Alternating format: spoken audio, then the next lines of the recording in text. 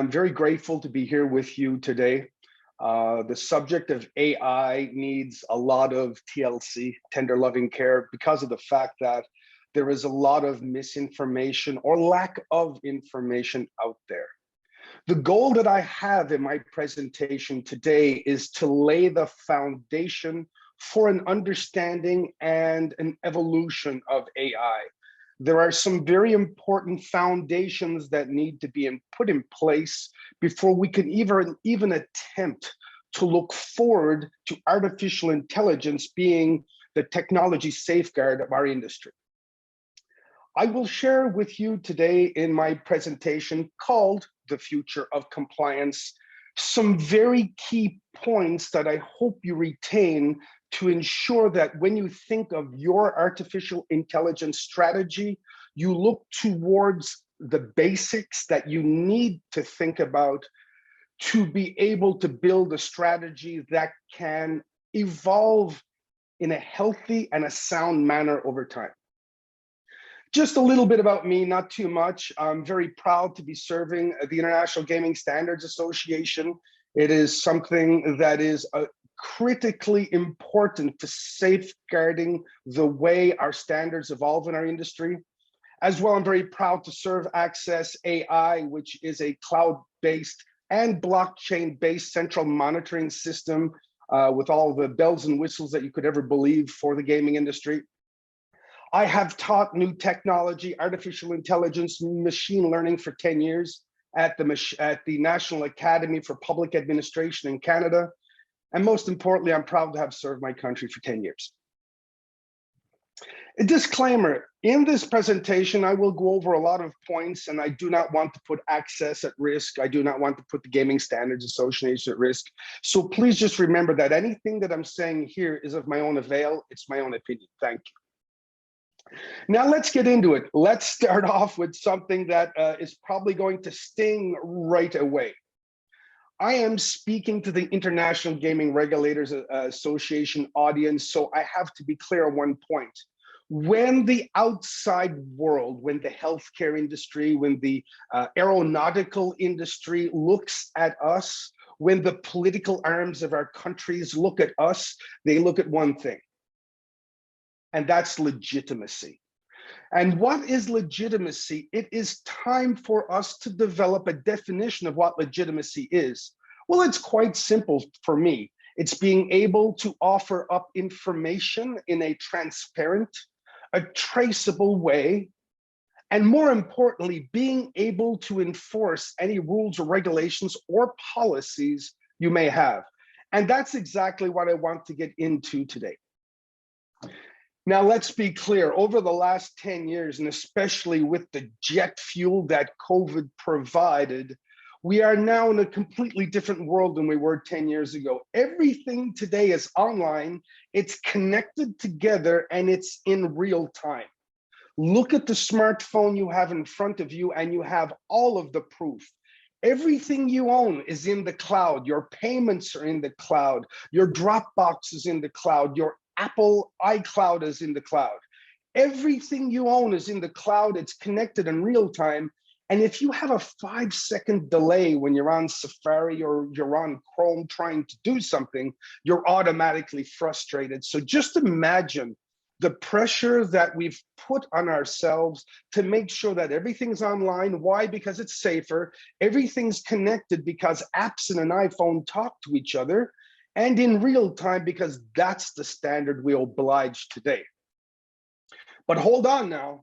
If you as a regulator are holding a smartphone and everything you have is in real time, you can bet your last dollar, unfortunately, that criminality is online as well. If you have data that's local, if it's paper, if it's on a local server, if it's on a USB key, if it's on a CD, if you can imagine that, it's not safe. Ransomware of local server information is exponentially increasing every day, and criminals are targeting local servers for the very simple reason that it's faster, easier, and cheaper to hack. So are your gaming devices in your jurisdiction safe? Is that information secure? The challenge that I have for you today is, are you sure? Jurisdictional information has to evolve. Why? Because data privacy laws are evolving. How can you enforce the data privacy laws in Europe if all of the information is offline? How can you check for intrusions, for policy intrusions, if you're not in real time? And as you can see, just to take a break from what I'm saying, what I'm trying to do is set up the legitimate case of not why you should do AI. I don't even think we have to debate that in 2001. The legitimate case that I'm trying to build is how AI must be done. So as we go through the adventure of this presentation, please think in the back of your mind, why is Earle telling me this? He must be building some kind of case for a best practice way of doing AI, and that's exactly what I'm doing. Now to get back. How can you see what is going on in your jurisdiction if you cannot trace and monitor every single transaction? At the International Gaming Regulators Association annual conference, of which I was honored to speak, I spoke of two very important things: predictive anti-money laundering. In other words, my mother always said, why would you ever lock the barn after the horse is stolen? So why do money laundering reporting when the money has already been laundered? And it's the same thing for responsible gaming. If we were really responsible, we would be using technology to predict who is in danger of entering into an addictive session. Prediction, we're building the blocks. So it's very simple. I have to say this very clearly. If you're worried about information security, which you better be, if you're worried about not being able to build an artificial intelligence strategy over the next 1, 3, 5, or even 10 years, well, you don't have a choice. You have to be cloud. Why do you have to be cloud? Because in the cloud, today's technologies that are out there can connect every single source of information. You connect hardware using a technology called IoT, the Internet of Things. If you have an Internet of Things device, you can absolutely connect every piece of hardware that exists, because IoT has the intelligence to understand the language of the hardware device and extract securely, safely, and rapidly the information, and then transport it to the cloud for storage and usage. Once again, once you're in the cloud, you can connect any type of device and then start to do data correlation. The really cool thing about a secure cloud, and when I talk about a secure cloud, I'm talking about an IBM, I'm talking about an Amazon Web Services, I'm talking about Microsoft Azure or Azure. Once it's in the cloud, then the fun starts, because you can start to correlate any piece of data. Who's put a card into a machine? Is the machine running on its RNG, its random number generator, properly? Is the machine in the right location? Does the machine have the right software? You can start to ask yourself an infinite number of questions, because the information is readily available to you in real time and all the time. So that's where taxation and revenue reporting become very easy, because it's already in the cloud. It's when you have an operator that's having problems, they're struggling, whatever, you can shut them down in real time from your desk. The amount of correlated data you can get to once you're in the cloud, well, it is infinite. And I'm sorry to say this, maybe it's out of turn for some of the operators, but as a regulator, the number one thing you have to ask yourself for legitimacy reasons is, what control do you have? If the server is local, you have no control. You only have influence, and you have policing, which is once again checking the barn after the horse has been stolen. If you are in the cloud, if you are in real time, and you'll really understand why this is important for AI in a couple of minutes, but if you're in the cloud, you have total control. Control equals power. Power equals legitimate enforcement. So you have to think about, inside of your AI strategy, what control do you have? Because I'm going to ring the bell. If you've ever seen a movie like Total Recall, or more importantly, a film that I had the pleasure to work special effects on, which was called The Matrix. If you've ever seen that movie, if you do not have control, and if you do allow artificial intelligence into your jurisdiction, I can predict, using the right word, that what will happen in your jurisdiction will be total chaos. So control brings legitimacy to your enforcement. It brings you recognition. It brings you international credibility, and it sets you up on the forefront of other industries that have associations that are as strong and as pioneering as the International Gaming Standards Association, and they are enforcing control over AI standards. So how do we get there? Well, you're not going to believe this, but the path is actually very simple. Once again, I'm going to beat this drum until everybody listens. If you are running local central monitoring systems on virtual private networks that you control, that are inside of your own infrastructure, you have a sign on the front of your building saying, hit me hard, and hit me now. Need proof? Check the 4 or 5 tribes around the United States that have been hit with ransomware.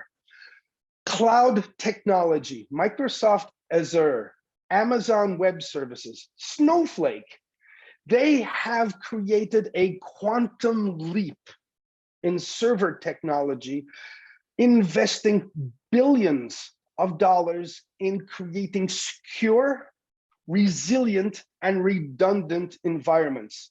I would like to address what a resilient environment is. A resilient environment means that in case of a hacker attack, there are multiple layers of technology in place, of which the final layer is simply shutting off the cloud for a couple of seconds, repulsing the attack, and turning back on the cloud. So when you look at a resilient technology like Microsoft Azure, when you look at Amazon Web Services, they have all kinds of layers to be able to repulse attacks. But the very last level, it's the fun one, it's called denial of service. When you bundle a resilient cloud that has denial of service with a redundancy strategy. Redundancy means, like in Microsoft Azure, there are no physical servers. Everything is in virtual servers in the cloud, like here in Las Vegas, Nevada, at the Switch facility. They're sitting on virtual servers. So you have your information on a virtual server. The server is being attacked. This server is shut off with a denial of service strategy, and a server right next to it, which is exactly the same, it's a redundant server, is turned on, and all of the clients are sent to the second server that has a different IP address, and things just keep going, and so on, and so on, and so on. So once you're in a resilient and redundant cloud, hacking is almost impossible. I'm going to add on one last drop in the bucket on the next slide, probably. The other thing in a Microsoft Azure or in an Amazon Web Services or similar environments is that you're infinitely scalable. Your cloud looks like an accordion, if you've ever seen one of an accordion. As I'm Irish, so if you don't learn how to play the accordion, you're not Irish. So you hold an accordion. You have a jurisdiction that only has 2 locations online at 3 o'clock in the morning. The cloud will shrink. If you have 1 million players that come on at the same time, it will scale up to maybe 600 servers. So the really, really cool thing about a cloud is that it's elastic. It expands and contracts as you need information. You're pulling your end of year reports to know how many gamblers were prevented from having an addictive session. You run a report over 60 million sessions of play. The server will ramp up, give you the report, then ramp back down. It's pretty easy.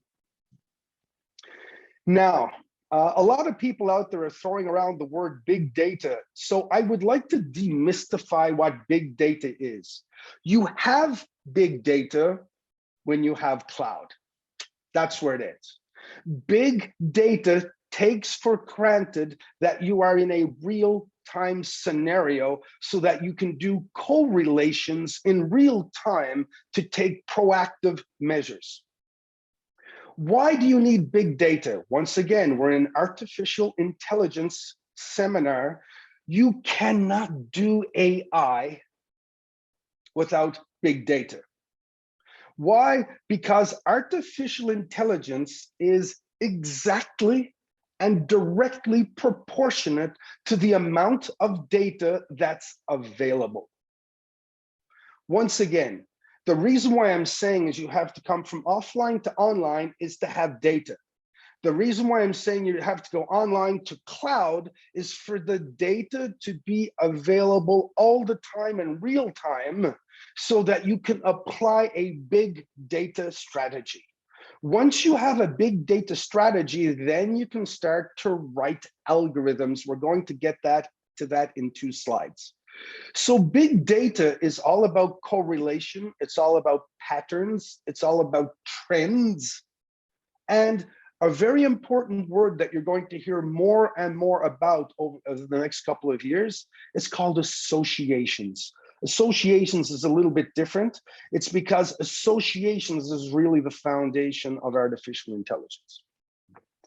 Now, probably the word that has been the most misconstrued over the last couple of years is blockchain. Blockchain started out as crypto, and that's very, very, very bad. That's calling like white the color black. I had the privilege of serving my country, as I said before, and I'm talking 1985. 1985, we had blockchain. The only way you could send a round downrange into the theater was using a blockchain technology for security. It wasn't distributed ledger technology. It was not DLT. Nobody in their right minds back then would have even tried to do DLT. Blockchain is all about using an infinite amount of passwords to secure information. Microsoft Azure is not a distributed ledger technology. So there's a lot of people out there that would say, oh, that's not blockchain, which is not true. What Microsoft Azure offers is very simple. When a piece of information shows up, they put a password on it. When a change shows up, they open the password, put a new password, close both passwords. A new piece of information shows up. They open up both passwords, they put a new passwords, now they've closed 3 words, and so on, and so on, and so on. That's all blockchain is. Before you get into any of this buzz stuff that's going on, blockchain has been around forever, and it's all about putting a password, a hash, locking a chain so that the information cannot be hacked. Now I can go back and I can reiterate.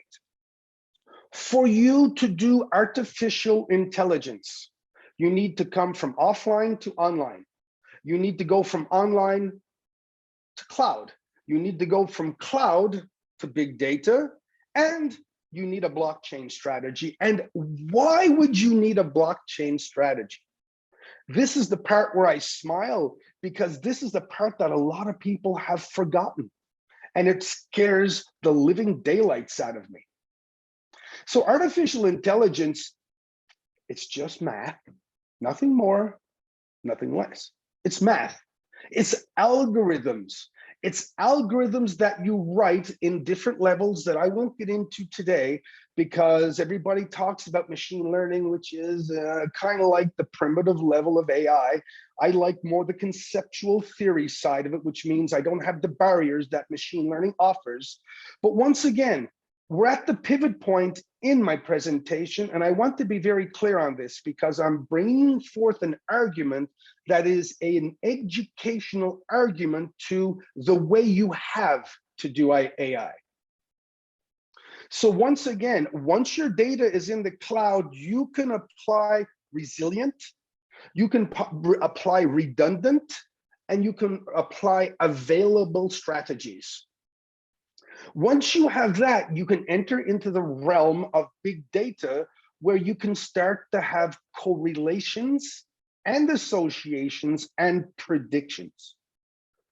I will beat the drum of blockchain until nobody ever listens to me, or everybody does listen to me in our industry, for the very simple reason is blockchain is the reason you sleep well at night, because every piece of data you are collecting is automatically secured by random generated passwords at an infinite scale. So now we can talk about AI finally.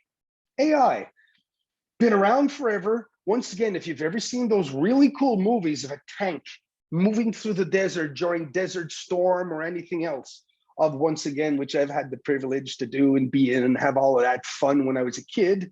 But as you go down range, once you decide you want to shoot at something, whether it be a barrel, a drum, a tree, or whatever it is, you see that the barrel of the gun, of the tank, is locked on. And that tank is moving like this through the terrain. But that gun is locked on like you would not believe. Well, that was 1987 for me, and that was my introduction to artificial intelligence. So back then, we were in a very safe, a very secure, and a very fun environment called terminal server. In other words, everything was on central servers. Everything was on these big boxes that were in one place, and you had a terminal box that you connected in through a wire that sent you into the centralized server. This was way before client servers and PCs showed up in the 80s and the 90s. So artificial intelligence needs the maximum amount of data, the least corrupt possible, and the most amount of data to be able to correlate. Now, let me say this a completely different way. If I have data that is partial, my algorithms will not be able to calculate correlations. They will be automatically, and here's the term, they will be automatically skewed. If my database is accessible, and when I mean accessible, I mean by anybody. If my data is accessible by a programmer that can go into the data, change a variable, if my data can have dates changed, if they can have locations changed, if I can change the name of a slot machine, my data is de facto corrupt. So once again, me on the outside, when I look in at an artificial intelligence strategy, I start at one place. I start at a very simple place. Show me your database and give me the list of who can access the database and if the data can be changed. So artificial intelligence is kind of like a curve, okay? You write an algorithm that you hope is good. You don't know in the beginning when you write the algorithm if it's good or not. That's the cool thing about artificial intelligence. You're writing algorithms to try to learn how to predict accurately. So you don't know in the beginning, it takes time. So as you're moving through the spectrum of time, you have one independent variable, because your dependent variable is your algorithm. Is my algorithm good or is my algorithm bad? It's not really important because you can adjust the algorithm over time. What you should not be able to adjust is the database. So please think about this. It's the part that scares me every day. If the database information can be accessed, modified, changed, it is automatically corrupt. In other words, you are trying to build an artificial intelligence house. You're putting walls, you're putting doors. The information, the results you're getting are decorations, they're furniture, you're putting a roof. You're doing all of these things on a cement foundation that is made of quicksand. So once again, the foundation of artificial intelligence is the integrity of your database. And if your database is not secured by blockchain, you are automatically in danger of algorithms being modified over time to please whoever wants to skew the information. We had a situation where I live, my day job, the place that I serve with a big smile on my face because I have the best team on the planet. We had a client knock on our door after about 1.5 years of data and say, I've got to change, and see my hands, I've got to change some of my accounting rules. And I just kind of like smile. I said, well, you know something, sir, if you remember that contract you signed, that's not going to happen. He goes, what do you mean? I cannot change my data? And I goes, that's a no. Do you remember? You opted in for blockchain 2 years ago because you wanted to protect yourself from your employees and from your outsourcers and from everybody else. He goes, oh yeah, I remember. He goes, well, how do we go about me presenting my information differently? I said, that's easy. We can create presentation of data differences for you. So you can have an accounting view, you can have an operations view, you can have a whole bunch of views of your data, just like Deloitte would do if Deloitte was presenting your data, your accounting data in a IFRS format or in a different accounting format.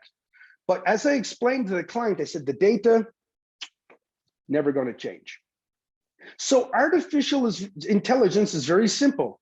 It is directly proportional to the integrity of your data, so the trajectory of your predictions is not skewed by the database. I know I've said that 3 times, but it's the piece that I'm hearing that everybody's forgetting out there.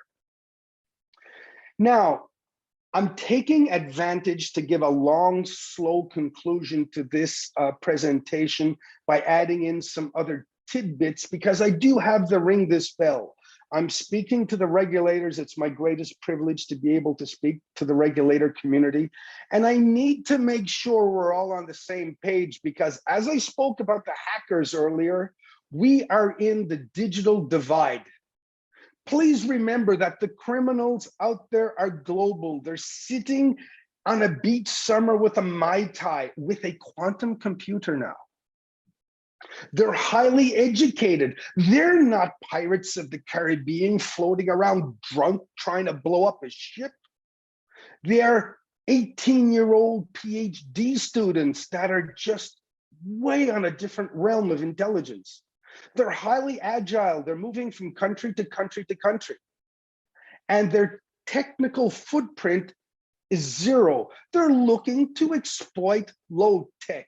So being ex-military, I'm telling you that the threat is high. Now the regulators, you folks, you're local. Most of the regulators, and I would like to applaud here the state of Massachusetts, United States, they have completed their migration to Microsoft Azure. They are online, if you can believe it. Massachusetts, wow, good on you for showing the example and leading the way. The regulators, most regulators are out there are local. You're either paper-based, you're either PDF-based, which is electronic paper. You have local databases, and you have even worse, filing cabinets. So your risk, well, I wanted to be nice, so I wrote the word high. So if you see this slide, it should scare you to death, because those that are hunting you down today have the tools to get to you, and you have no way of defending yourself. So the time is now. This presentation for me is more about a call to action than it is education. Education is something you do on the fire truck on the way to the fire. Well, let me be the first to tell you that the fire has already started. So big data will revolutionize anti-money laundering. Why? Because I personally have participated in writing algorithms that detects in real time what's going on in a jurisdiction and can raise flags based on internationally recognized patterns. Responsible gaming can be eradicated, and we can move to something that's dear to this heart. It's called predictive addictive gambling. I believe we should be in an industry that's called a gaming industry and not a gambling industry. But until we have the guardrails against fraud, theft, criminal activity, and players hurting themselves, unfortunately, Access, even though we're not a gaming company, we're a fintech, we are serving the gaming industry. And until you get those guardrails in there, it is a gambling industry. More importantly, for the day stuff we have to think about is once you're cloud, once you're real-time, taxation, KYC, they're all done automatically in real time. I do have to give a second shout out here, and it is to the country and the government of Poland and to the CEO of Totalizator Sportaway, who I credit to being one of the global visionaries in jurisdictional legitimacy. This CEO had a very hard task because Poland was shut down many years ago because of money laundering, because of illicit activities, because of criminal activities. And this CEO was given the task to create the world's most advanced jurisdiction in gaming. And they put a consortium together, and they found what's in this presentation, that the only way to protect themselves and from others was to go online, to go cloud, to go big data, to go blockchain, to go KYC, know your client, KYC cashless, to put in algorithms to really enforce responsible gaming, and to put an online real-time AML strategy in place. Can you believe that they've been doing that for almost 4 years now? They are a jurisdiction that is actually doing what I'm trying to explain in this presentation. So how would you do that? And I'm just going to go back. Why would you do all of this? Well, it's very simple. If you want to use AI so that AI doesn't turn against you and destroy you, just like in the Matrix, just like some of the thought leaders on this planet are talking about, the dangers of AI learning things you don't want it to learn. You better have blockchain, you better be cloud, and you better have big data and be online, because if not, your AI will go in a direction you will never predict. So how are we going to go there? It's pretty simple, as a matter of fact. There's only 4 steps to AI.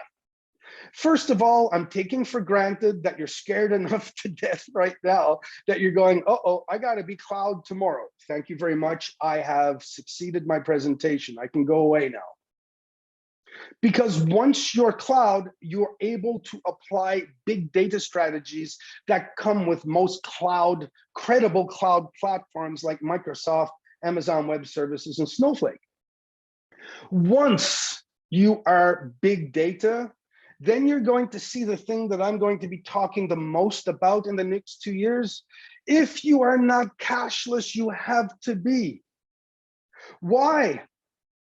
Because I think it's time for us to start calling a spade, as my mother would say. And this, I know it's going to be harsh and it's going to sting for me and everybody else, but I am going to say this. If somebody is coming into a casino or a bar or a corner store in your jurisdiction, and they're holding a $20 bill, a 20-euro note, the chances, don't forget, I'm an IT person, so I think in ones and I think in zeros. There's no gray zone in my brain, it's black and white. So if you're in a jurisdiction that accepts cash and it's anonymous and you don't know where it's coming from, ones and zeros. It's automatically money laundering. So once again, in the world of money laundering, in the world of organized crime, in the world of addictive gambling, you're guilty before you're proven innocent. Which means if a jurisdiction is running a cash jurisdiction, take it for granted. I don't care what the jurisdiction is. There is money laundering, and it's being controlled by ICANN standards that are doing it after the fact. That's just a truism. It's not my opinion. So how do we get to artificial intelligence? We have to start with cashless. It's a fact. Now, here's the fun thing. If you want to envision your jurisdiction as being credible, internationally renowned, internationally credible, internationally recognized, just like Poland is, not only will you go cashless, because you can do anonymous cashless, it's very, very easy in today's world, but you might want to think of what's your KYC strategy. For the very simple reason is KYC is where the credibility lies. And I'm going to conclude with artificial intelligence, of course. So what can you do once you're in the cloud? How about some exciting things like a digital licensing process, digital real-time, all the time gaming certification and monitoring to make sure that there's no changes to denominations, game structure, game content. You can do real-time reporting and taxation. Well, that's real-time as well, because why? Big data makes all of the hard things you're doing a no-brainer. Well, I won't beat the drum any further. I've been just told that I'm allowed to speak about cashless at one of the largest gaming summits that's coming up in Asia in a couple of months. And this is where we're going to get into demystifying cashless, because on the G2E gaming floor a couple of weeks ago, we had hundreds of people come through the booth talking cashless, and it scared me to death how nobody understood really what cashless is. What are gateways? What are EMI providers? What is closed loop? What is open loop? Why should the regulations be different for both? How come online gaming, how come online payment providers are not doing the multi-jurisdictional gaming license process? There's a whole bunch of things that have to be brought into the forefront about cashless, and I plan to be doing that over the coming months. I've already spoken about money laundering, but I had to put that slide in there. When I found that image, it just made my heart so warm. So I have nothing to say here. I just want you to remember that image for the rest of your life. KYC, I have millions of things to say about that, because the day you build a KYC jurisdiction like Poland did, you're literally laughing all the way to the bank, because then prevention becomes the norm. So I really hope you start to learn about KYC, because when you're in a big data, in a blockchain, and a KYC environment, you are in the best jurisdiction on the planet. So I know this is a very harsh conclusion, but responsible gaming and AML, well, they're just theory if you don't have KYC and AI, because KYC tells me who you are. Artificial intelligence tells me what you're planning on doing. Can you imagine the legitimacy of your jurisdiction if you know who's playing and you can predict what they're thinking of doing? Prevention obliges predictability. Prevention obliges predictability. Predictability requires patterns, and patterns require big data. And artificial intelligence requires integrity of data. I said this earlier, but it's hard for me. Access is not a gaming company. We're a fintech, but we're in the gaming industry. And I'm always getting funds, venture funds, investors talking to me going, oh, you're in the gambling industry. There's organized crime there. There's fraud, there's theft, there's people shooting themselves. There's all kinds of things going on. I go, whoa, whoa, whoa, I'm not in the gaming industry. I'm a fintech. I'm bringing in closed loop technology, open loop technology trying to make this a gaming industry, because we should be providing entertainment and not gambling, and not enticing illicit activities.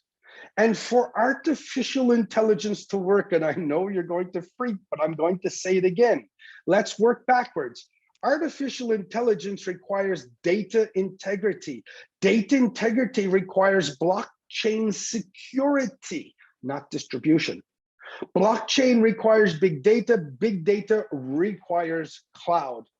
So here's my call to action. In a couple of months, we're starting 2022, 246. It's a really cool year in a whole bunch of industries. Artificial intelligence has taken over by storm the healthcare industry. It's taken over by storm the aeronautical industry.